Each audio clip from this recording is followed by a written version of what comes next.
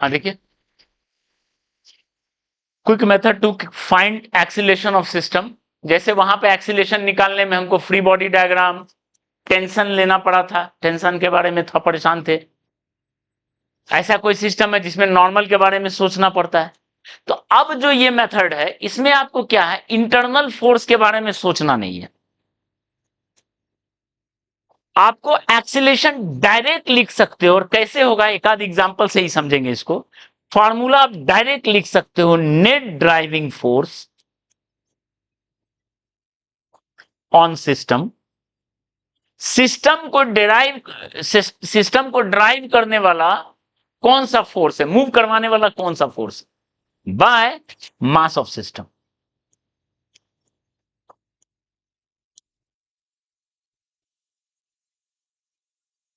मतलब क्या हुआ इसको देखो, जैसे अगर हम यहां से शुरू करें, M1 M2, ध्यान दो, इस पे एक फोर्स आपने लगाया F। तो बताओ ये सिस्टम जाएगा इधर, नेचुरली बात है। ये है ड्राइविंग फोर्स, यही है ड्राइविंग फोर्स। हमको टेंशन के बारे में टेंशन नहीं लेना, वो इंटरनल फोर्स है, वो सिस्टम को ड्राइव करने के लिए रिस्पॉन्सिबल नहीं है, वो इंडिविजुअल ब्लॉक को ड्राइव कर रहा है, सिस्टम को ड्राइव ये कर रहा है। तो ये हुआ net driving force F by, यही आया था। दो ब्लॉक ले ले और इधर एक फोर्स लगा दिए F2 और इधर लगा दिए F1।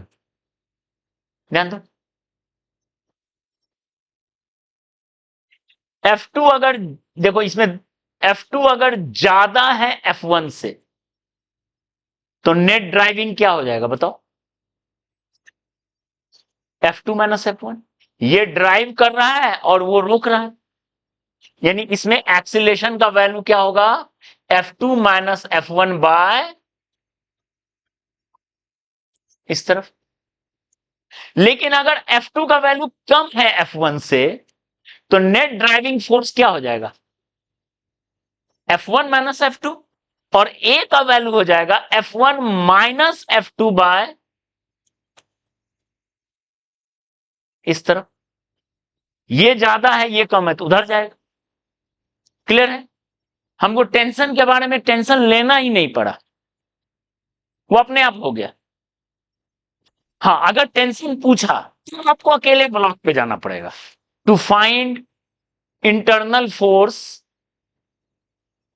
लाइक टेंशन, नॉर्मल, ये सब निकालना हो, then write equation of motion for individual block. तब आप इंडिविजुअल ब्लॉक के उस पे जाइए, तब आप सिस्टम से काम नहीं चल सकता। ठीक है, तो क्या करेंगे, जैसे हमको यहां टी निकालना है, ध्यान दो, टी निकालना M1 है, M1 देखो, तो इधर लगा टी और इधर लगा कौन सा F1, यही है। आप एक्सीलरेशन निकाल चुके, तो अगर एक्सीलरेशन इधर है, एक्सीलरेशन अगर इधर है तो क्या लिखेंगे बताओ, इस केस में T minus F1 equal M1A। देख लेते हैं, ये है। अगर एक्सीलरेशन इधर है, ए ए इधर है, इसका मतलब क्या लिखेंगे, T minus F1 equal to M1A। और अगर एक्सीलरेशन इधर है तो क्या लिखेंगे बताओ, F1 माइनस ए, आप पहले निकाल चुके हो, ए आप पहले निकाल चुके हो, यहां से इक्वेशन लिखे, यहां से आपको टी मिल जाएगा। क्लियर है, तो सेम चीज हम एटवुड मशीन में भी कर सकते थे। देखो ध्यान से, सेम चीज हम एटवुड मशीन वाला में भी कर सकते थे, और not only in Atwood machine, और भी कई टाइप के क्वेश्चन में हम लोग अप्लाई कर सकते हैं। देखो,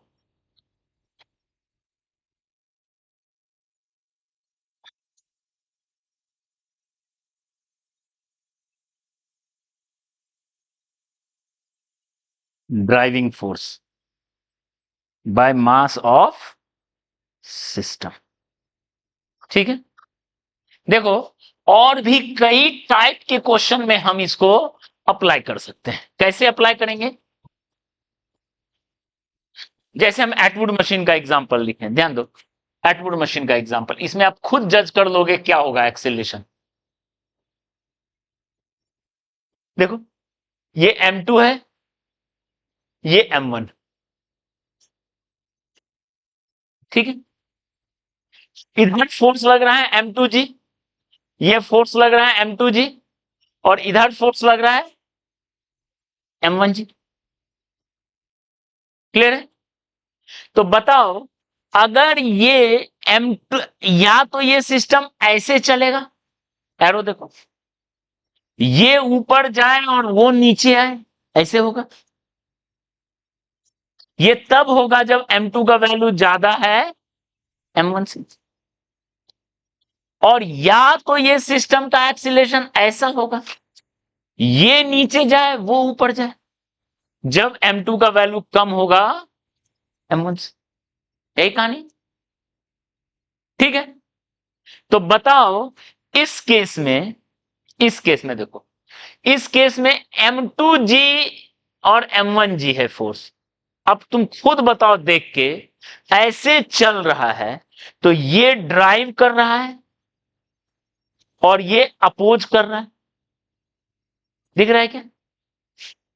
अगर ऐसे चल रहा है तो ये ड्राइव कर रहा है और वो उसको रोक रहा है, और इस केस में ये ड्राइव कर रहा है और ये उसको अपोज कर रहा है। क्लियर है? तो बताओ, अगर M2 ज्यादा है M1 से तो नेट ड्राइविंग फोर्स क्या होगा? ड्राइव करने वाला M2G और रोकने वाला M1G, क्या होगा? M2G minus M1G। और अगर M2 कम है M1 से तो नेट ड्राइविंग फोर्स क्या होगा? Force equal to M1G minus M2G। ठीक है, तो बताओ एक्सीलरेशन क्या हो जाएगा? Net driving force by mass of system. Acceleration का वैल्यू क्या होगा? Net driving force by mass of system. यही तो है, net driving force by mass of system. जो ज्यादा है माइनस जो कम है बाय टोटल मास। क्लियर है? वही चीज को यहां लगा दी, ठीक है। और सेम चीज आप जो उस वक्त तुम पूछ रहे थे नंदिश, कि अगर हम ब्लॉक को अटैच कर दें दूसरे ब्लॉक्स को, ठीक है, कर लेते हैं। जैसे इसने पूछा एक ब्लॉक है, एक ब्लॉक इधर भी कर दिया अटैच, ठीक है, इधर एक ब्लॉक है,